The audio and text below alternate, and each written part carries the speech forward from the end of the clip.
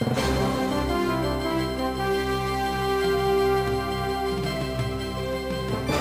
buenos días. Son las 6 de la mañana de este jueves 16 de enero de 2020. Esta es la hora de la verdad y estos son temas y asuntos que trataremos en la grata compañía de ustedes durante las próximas horas. Gracias a los muchos colombianos que mostraron adhesión a nuestra preocupación por la pérdida del territorio nacional. La costa pacífica está prácticamente perdida. Allá no se ejerce poder. Allá sí que es cierto que no hay gobernabilidad. La costa nariñense está en manos de los sucesores de Guacho y de los enemigos de Guacho, y sigue siendo Tumaco el municipio que tiene la mayor cantidad de coca sembrada en el mundo. La costa nariñense tiene ese diagnóstico. La costa caucana está en manos de estos bandidos.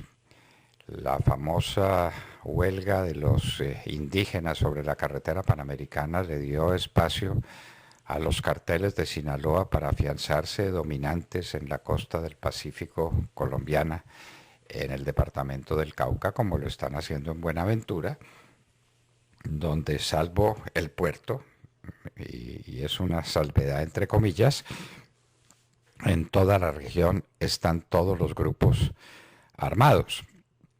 ¿Qué es lo que está pasando en el departamento del Chocó? ¿Departamento del Chocó de quién es? Se pregunta uno. Tal vez del ELN, tal vez de los Pelusos, tal vez de otras bandas armadas, tal vez de las disidencias de las FARC. En todo caso, nadie menciona al gobierno nacional, que cuando visita el Chocó es para repartir bombombón y para nombrar una ministra chocuana que vende jarabes contra el cáncer. Esa es la situación. Hemos perdido la costa caucana, tenemos perdido los límites con Venezuela, el antiguo reino de los motilones. Todo eso está invadido de coca y por el sur del país las cosas no andan mejor. Entonces estamos perdiendo el país, lo estamos perdiendo. Mientras se estudia si se fumiga, mientras se analiza si se extradita, mientras se sigue produciendo lo que se está produciendo con los procesos de extinción de dominio, que duraban menos de un año y ahora duran 15 o 20. Es decir, tiempo suficiente para que los bandidos se apoderen 1000 veces del dominio de los bienes sobre los cuales se ha extinguido el dominio. Esta pues es la situación del país en materia, eso sí, de alta gobernabilidad, porque nos estamos preguntando, ya que está tan de moda la gobernabilidad y nos vamos para conseguir gobernabilidad. ¿Qué es la gobernabilidad? ¿Eso para qué sirve? ¿A qué precio se hace? ¿En qué consiste la gobernabilidad? Consiste en que el pueblo en las urnas elige un presidente con un programa, con una proyección de la nación, y después ese presidente se asocia con los enemigos de ese programa, con los enemigos de esa concepción del mundo, y podamos volver, por ejemplo, a restablecer el gobierno de Juan Manuel Santos. En eso consiste la gobernabilidad. El tema de la carne en Colombia. Lamentamos no poder hablar por razones de salud con el presidente de Fedegan, con José Félix Laforí, pero este es un tema que hay que aclarar. Esta sustancia, la que apareció en el cuerpo de Farah, esta es una sustancia que está prohibida en muchos países y que está permitida en otros. ¿Y por qué está prohibida donde está prohibida? Y esos esteroides que consumen esos animales, ¿pasan o no pasan al ser humano que consume? ¿Qué es lo que sucede con la llamada boldenona? ¿Cómo gobierna a España el comunismo? Estamos apenas empezando el gobierno de Sánchez, asociado con Iglesias, quien ya tuvo el buen cuidado de nombrar ministra a su compañera permanente, o amiga sentimental, o concubina, o como ustedes la quieran llamar, el jurista Néstor Lazo, amigo de esta casa, y gran impulsor de los derechos y de los puntos de vista del Centro Democrático en España, estará con nosotros hablando de este tema. Acusación formal contra Trump en los Estados Unidos. La Cámara lo acusa ante el Senado por medio de 7 representantes que llevan el impeachment para que empiecen a celebrarse estas audiencias de acusación. Cristina Londoño nos hablará del tema. Fue firmado acuerdo con China. No se le ha hecho a esto suficiente, no se le ha montado suficiente teatro. El tema es el impeachment, pero esto puede cambiar la historia comercial del mundo en mucho tiempo.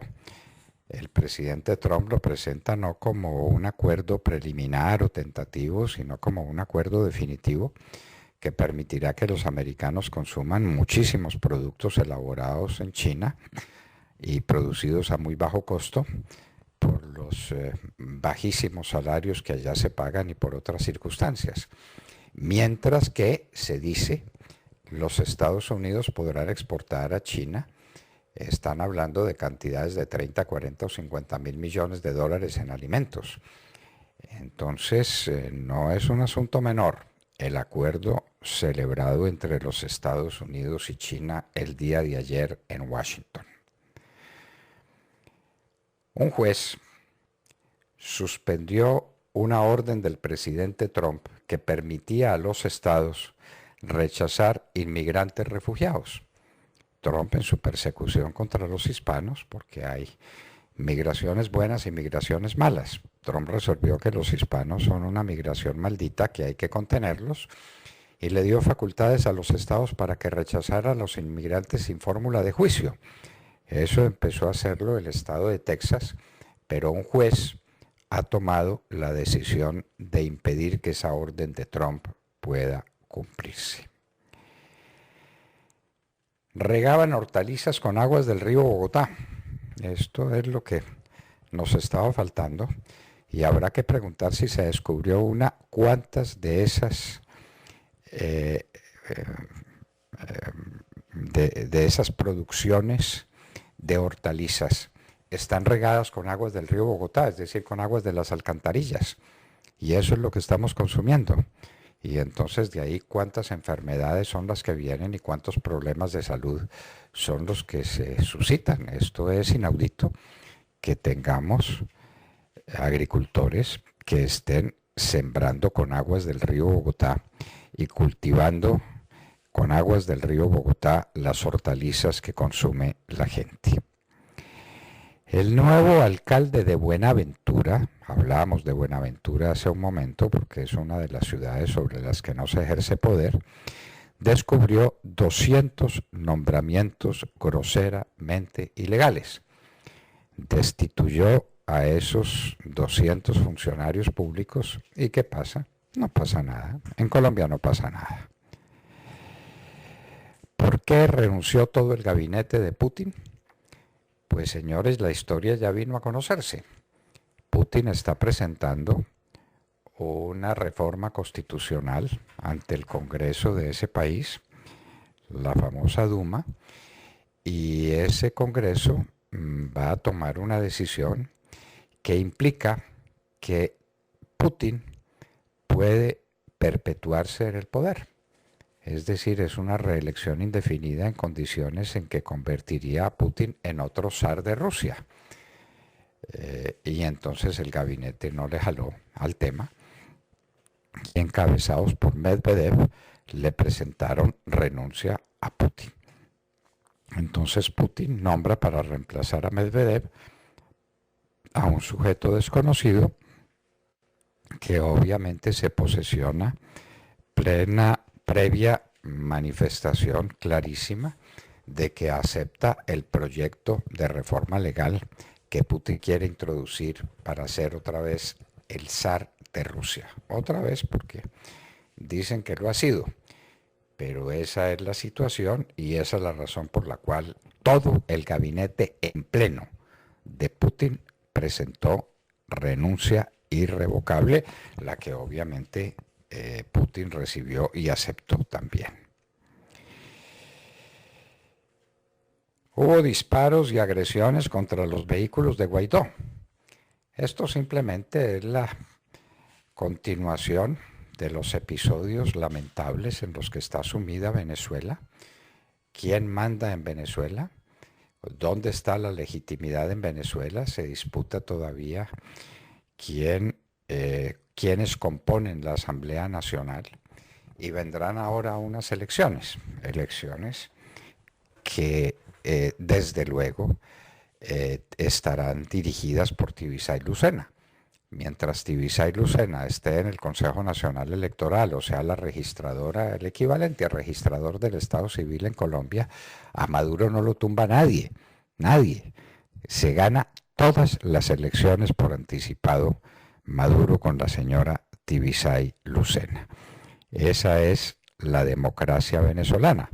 Ahora Guaidó lo reciben a balazos y con agresiones físicas, y esa es la democracia de ese país vecino que sigue expulsando venezolanos que vienen todos a parar a Colombia y nadie se da por notificado. A estas alturas quisiéramos saber qué está haciendo la nueva canciller por convencer al mundo de que el problema de la emigración de Venezuela es un problema humanitario universal y no un problema de Colombia, que es en lo que venimos desde hace tiempos. No hemos sido capaces de convencer a nadie de que aquí hay un problema humanitario como lo puede haber en Siria o en cuáles otros lugares donde haya desplazamientos masivos. Pues la señora canciller no nos está diciendo mucho sobre ese particular. Hay una descripción de las condiciones en las cuales se hace turismo en unas playas en Cartagena, que esto es sencillamente alarmante. En Playa Blanca, en Cholón, en otras playas, lo que reina es el caos, el caos. Allá no hay orden ninguno, allá no hay ninguna protección al turismo, allá no hay ninguna contención a los grupos que hacen lo que les da la real gana con el infeliz que llega a bañarse en unas playas bellísimas que están invadidas. La Procuraduría General de la Nación ha pedido que se intervenga y le ha pedido al alcalde de Cartagena que suspenda cualquier actividad turística en esos lugares mientras haya condiciones aceptables para que se pueda disfrutar de las bellas playas que tiene Cartagena en su alrededor. La cúpula del ELN debería responder por ataque a la Escuela General Santander. Desde luego que no responderá y desde luego que seguimos pensando es en la fecha en la que nos vamos a reunir con los bandidos del ELN para entregarles otra vez el país. Agarrón entre los demócratas en los Estados Unidos, especialmente entre los demócratas de extrema izquierda. La señora Warren y el señor Sanders están teniendo unos enfrentamientos cruciales porque ellos son los que se quieren tomar el Partido Demócrata haciendo un socialismo a la norteamericana, regalándole salud a todos los estadounidenses, eso desde luego teóricamente, y la plata, pues para eso están los ricos y entonces le van a quitar a los ricos la plata. Esa es la revolución de la Warren y de Sanders, que están agarrados entre ellas. Las remesas en Colombia, ¿cuándo trataremos este tema con alguna seriedad? Ayer nos dieron la cifra de más de 8.000 millones de dólares que se recibieron en remesas el año pasado. Los recibió el Banco de la República, que tiene abierta de nuevo la famosa ventanilla siniestra de la época de Pablo Escobar, y cuando el doctor López Miquelsen tuvo que frenar las exportaciones, el embeleco de las exportaciones, porque estábamos llenos, repletos de dólares provenientes de la ventanilla siniestra. Ahora se llama remesas. ¿Quiénes son los que las mandan de los Estados Unidos y de otros destinos? Nadie sabe. ¿Quiénes las reciben y a qué destino van? Nadie sabe. Sabemos que son más de 8.000 millones de dólares, Todas las exportaciones de café el año pasado, que es el producto del trabajo de 550,000 personas en más de 500 municipios del país, valieron un poquito más de 2,000 millones de dólares. Las remesas valen 8,000 millones de dólares. Y con eso estamos viviendo. Pues, digámonos la verdad, hablemos con franqueza. Vivimos del narcotráfico y el Banco de la República tiene abierta su ventanilla para que el dinero del narcotráfico le entre a manos llenas, llamándose remesas. Remesas. Remesas que producen, que vienen especialmente en dólares, algunos euros, pero especialmente en dólares. Dólares que tienen entonces el impacto en el precio de una inundación que llega directamente al mercado, a las casas de cambio, y que llega directamente también al Banco de la República, llamándose remesas. En todo caso, las remesas son 4 veces las exportaciones totales de café colombiano. ¿Qué es la criptomoneda venezolana? Si alguien lo sabe, por favor comunicarse con la Hora de la Verdad y explicarlo. ¿Qué es la criptomoneda? Ya Maduro dijo que iba a vender su petróleo para que se lo pagaran en criptomoneda. La economía venezolana, lo que queda de ella, que está movida por el narcotráfico, movida por toda la corrupción boliburguesa, está trabajando en dólares. Es la dolarización, ¿cómo le parece? Todo el odio que le tienen al imperio americano, y la economía se mueve a través de dólares. Entonces, para evitar eso, descubren las criptomonedas, las ponen en funcionamiento y nadie quiere hacerse a una criptomoneda. ¿Quién quiere comprar una criptomoneda? Han aparecido nuevas imágenes de misiles golpeando el avión de Ucrania. Los países de donde son originarias las víctimas, entre ellas Afganistán, válganos Dios, el Canadá, por supuesto Ucrania, el Reino Unido, se han reunido para exigirle a Irán que haga una investigación seria y que digan por qué se voló ese avión de Ucrania. Las imágenes están, las pruebas son claras. Eso voló la Guardia iraní. ¿Por qué voló el avión de Ucrania? Nadie lo sabe. Sorpresa. El Pentágono anuncia nuevas operaciones contra ISIS en Irak.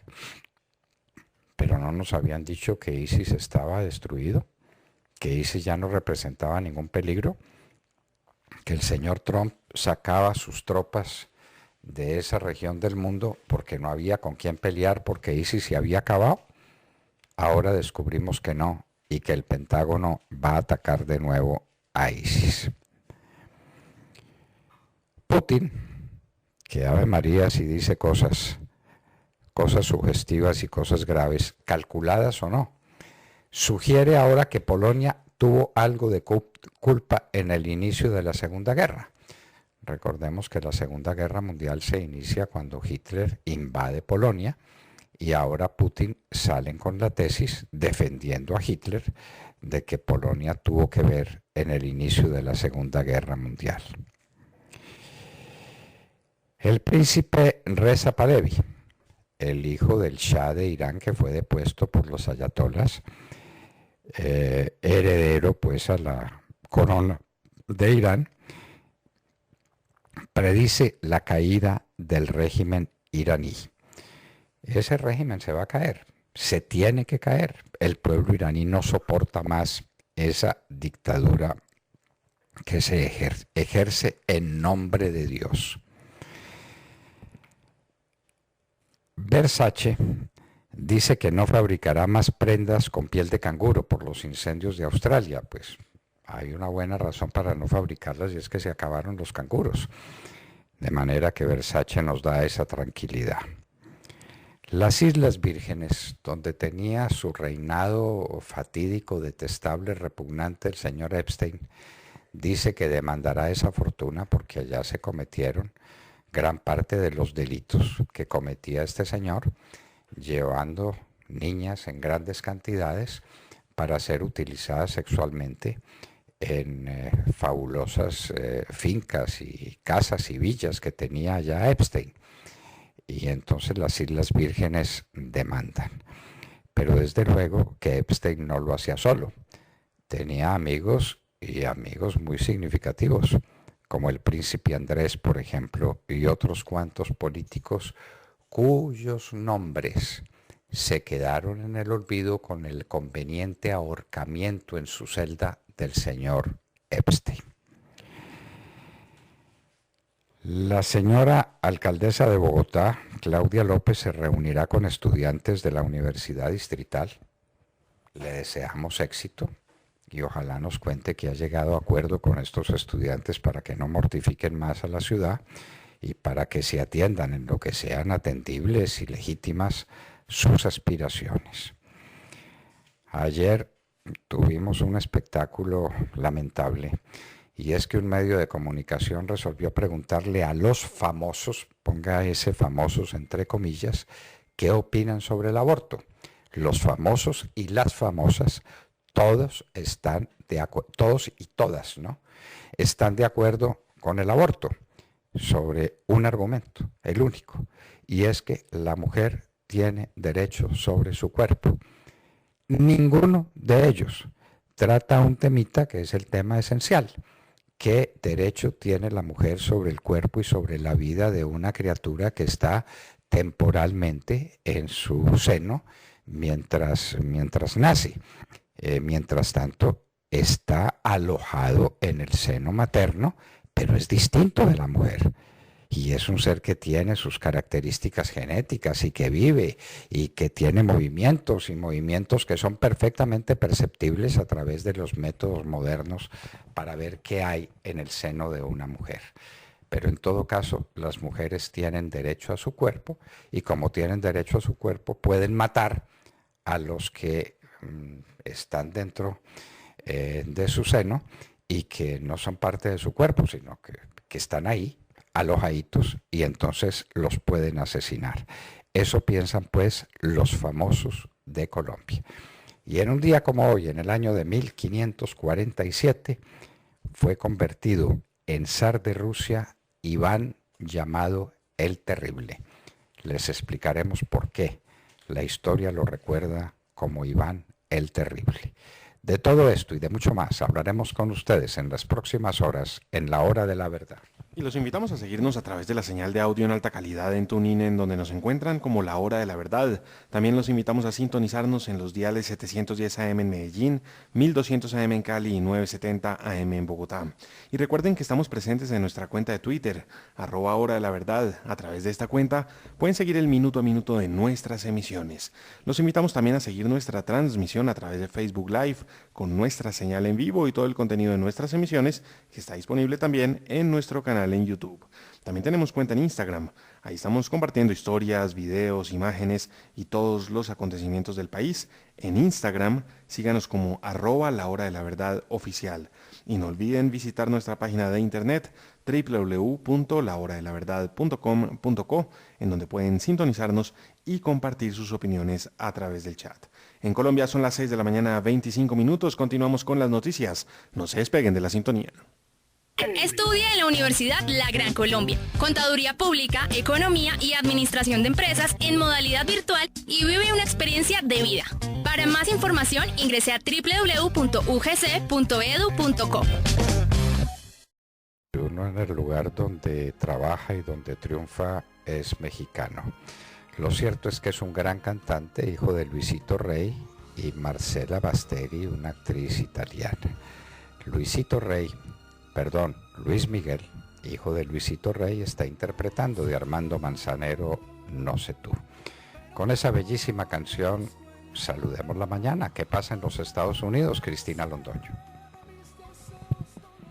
Hola papi, muy buenos días y muy buenos días a todos. Bueno, si hubiera sido ayer un día normal en los Estados Unidos, estaríamos dando como titular la noticia del acuerdo comercial del presidente Donald Trump con China, la primera de 3 partes de un acuerdo comercial histórico en que el presidente Trump logra que Beijing se comprometa a dejar de robar propiedad intelectual, a dejar de manipular la moneda y a comprar más de 200.000 millones de dólares en productos estadounidenses en los próximos 2 años. Este acuerdo se firmó con el viceprimer ministro chino Liu Na-he. No vino el presidente Xi Jinping como se esperaba, pero el acuerdo dice que esta inversión china en los productos estadounidenses va a ser de 50.000 millones en productos agrícolas, 40.000 millones en servicios, 50.000 en energía, de 75 a 80.000 millones de dólares en manufactura, al mismo tiempo que Estados Unidos reduce, pero no levanta totalmente las tarifas comerciales que hay algunos productos chinos que están pagando en este momento 25% en impuestos para entrar a los Estados Unidos. Estados Unidos no los levanta totalmente hasta que no vea que la buena voluntad de China. En momentos en que este acuerdo se estaba firmando, el presidente Trump decía que a solo unas millas de allí, en el Capitolio, se estaba llevando a cabo una farsa histórica. Y es que por primera vez en este siglo, el presidente Trump se convierte en el primero en ser sometido a un impeachment o a un juicio político, como ya sabemos, por denuncias de que le pidió a Ucrania que interviniera a su favor en las elecciones, utilizando nada más y nada menos que dinero del Estado de los Estados Unidos, que el Congreso había aprobado para ayudar a Ucrania en sus guerras, 400 millones de dólares. En esta ceremonia que fue solemne y coreografiada desde hace siglos, porque cuando se contempló el impeachment inicialmente uno no podía mandar documentos por email.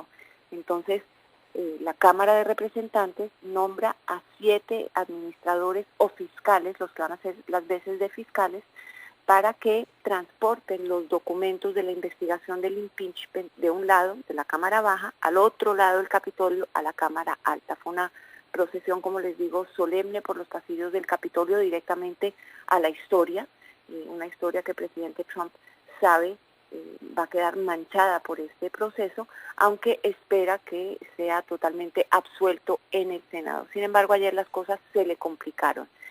¿Qué pasó? Hubo una entrevista exclusiva con Lev Parnas.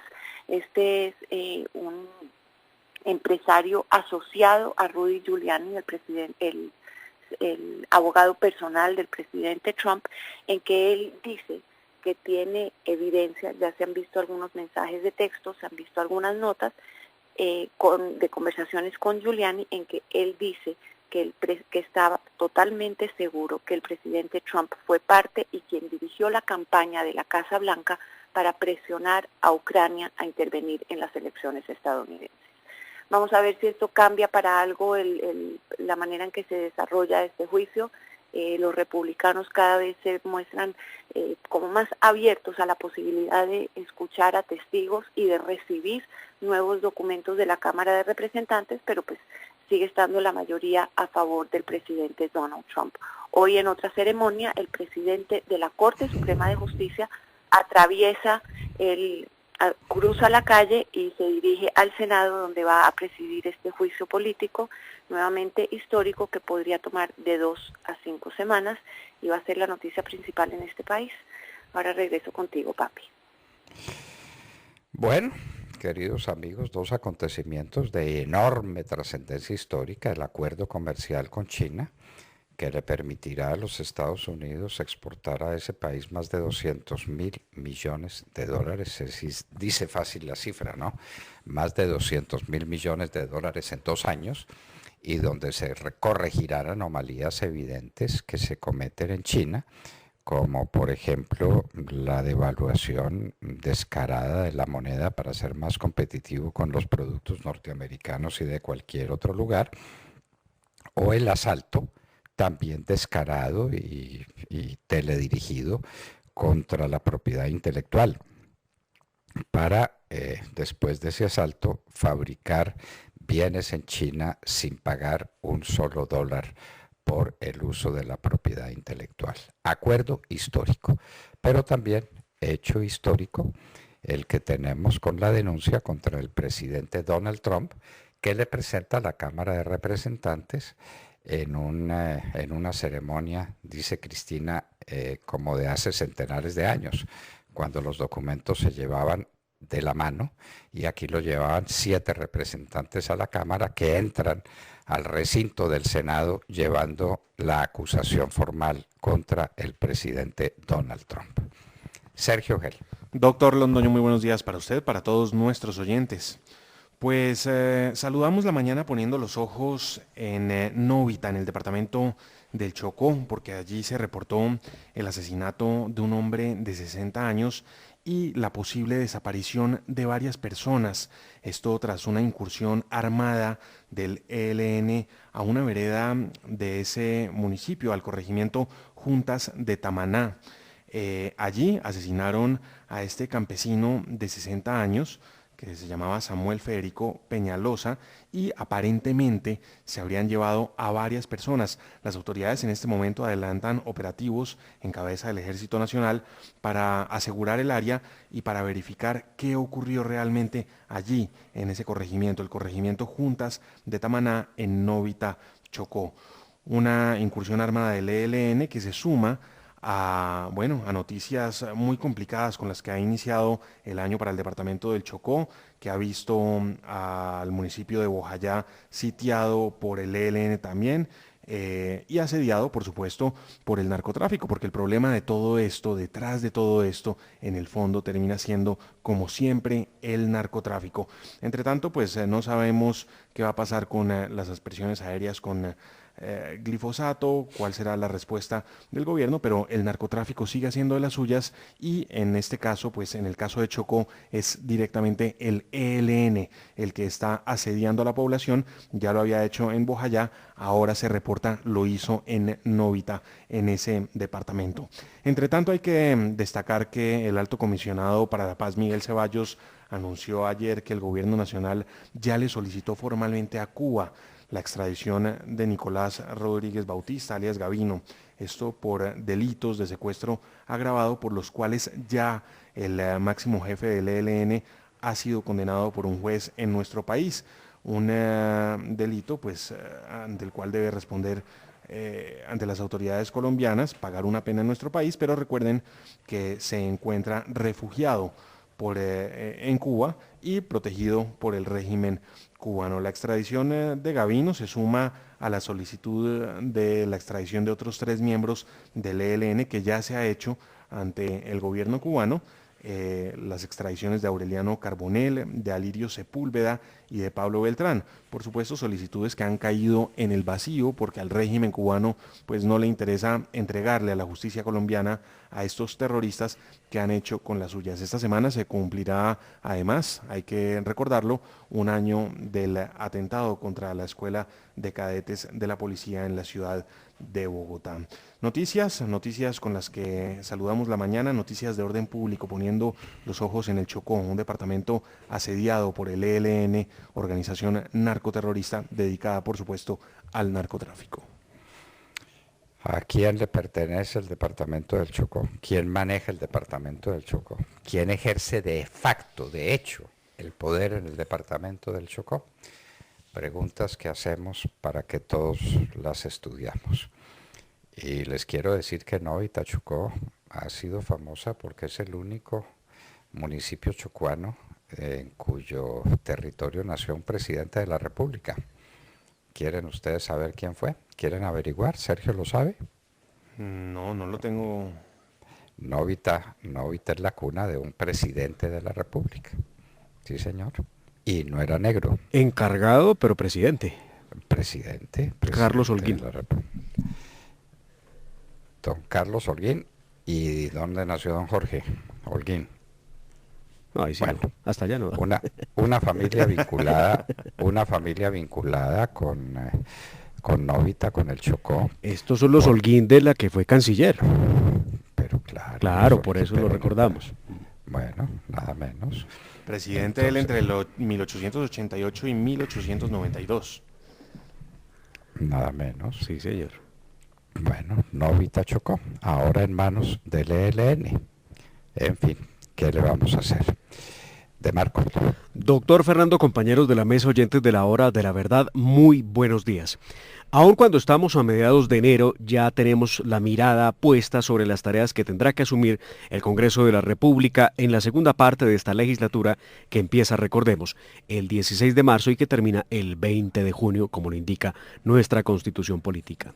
Claramente no podemos hablar de gestión legislativa sin pensar en la gobernabilidad, que es un tema que no ha logrado consolidar el gobierno del presidente Iván Duque, que desde su llegada frenó la clásica mermelada que se entregaba a manos llenas en el gobierno del presidente Juan Manuel Santos y que permitió, entre otras cosas, que el Poder Legislativo aprobara todo lo referente a la impunidad para las FARC, que hoy está en el Congreso, una parte y otra muy importante en las selvas donde siguen delinquiendo.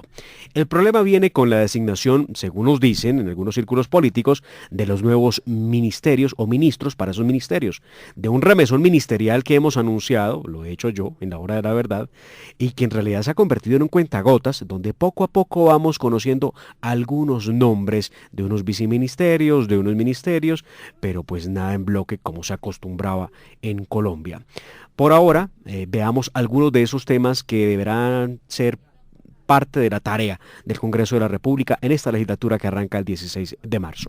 El Congreso deberá tramitar la segunda vuelta de la reforma constitucional que establece la cadena perpetua para violadores y asesinos de menores, esa misma que la oposición, recordemos, en diciembre, las FARC y los de otros partidos de oposición de izquierda decidieron no votar. Como es un acto legislativo, aún faltan 4 debates que deberán desarrollarse antes del próximo 20 de junio. Pero valdrá recordar que esta modificación constitucional, que es de gran importancia, pues para Colombia, recuerden ustedes, está prohibido la cadena perpetua para cualquier delito.